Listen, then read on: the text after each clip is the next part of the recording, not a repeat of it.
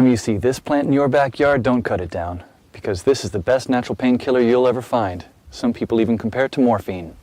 This common plant is called wild lettuce and was commonly used by Native Americans 2 centuries ago for both food and medicine.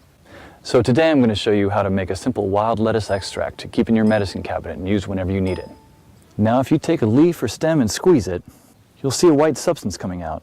This is where the potency of the plant lies. Because of this white juice, the early European settlers also called it opium lettuce. This milky substance doesn't contain any opiates, but it's working on the central nervous system directly to lessen the feeling of pain. Nowadays, many people are turning their attention back to this lost knowledge and use it as a replacement for addictive prescription pain medicines. So let's avert our gaze from our modern survival thinking for just a bit and look at how our great-grandparents did it 150 years ago. This is exactly the kind of information I found in this 350-page book called The Lost Ways. This is probably the only survival book I've actually enjoyed reading. You won't believe how many survival things we've lost to history. I found the wild lettuce on page 113 and decided to make my own painkiller.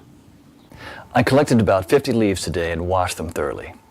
So the first thing you should do is grind them up in a blender, not very thinly and only just for a few seconds.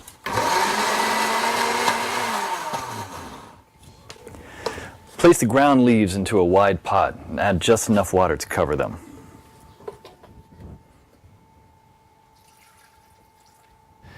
Now place the pot on the stove on low heat for 30 minutes. Do not let it boil because you'll destroy all the good stuff in it. Stir every 15 minutes until the water reaches a dark brown color, just like this.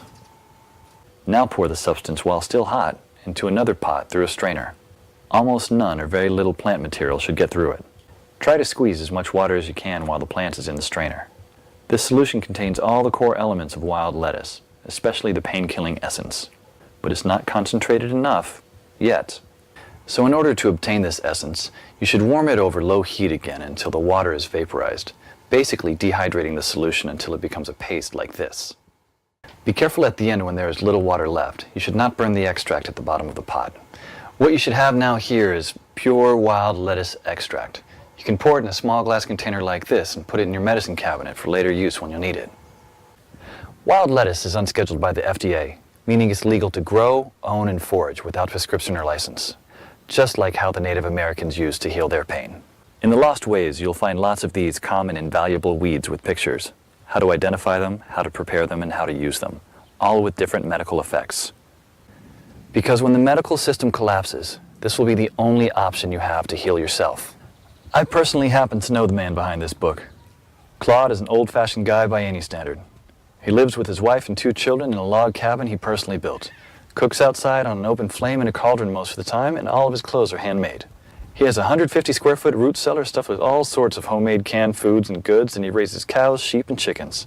I thought several times to myself that this guy will never be troubled by any crisis, because the coming crisis we all prep for is what folks 150 years ago called daily life.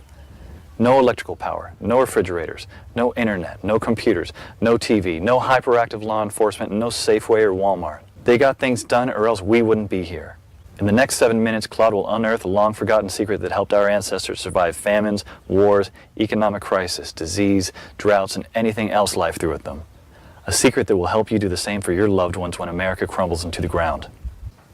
He's also going to share with you 3 pioneer lessons that will ensure your kids are well fed even when others are rummaging through garbage bins. In fact, these 3 old teachings will improve your life just as they did for me, immediately once you hear them. My name is Claude Davis. You may know me from my website, askaprepper.com, or you may have seen my warnings in the media, but few of you know me personally. My story is emotionally heavy, with struggles and disappointments, but also with a faith in God and a strong will to survive.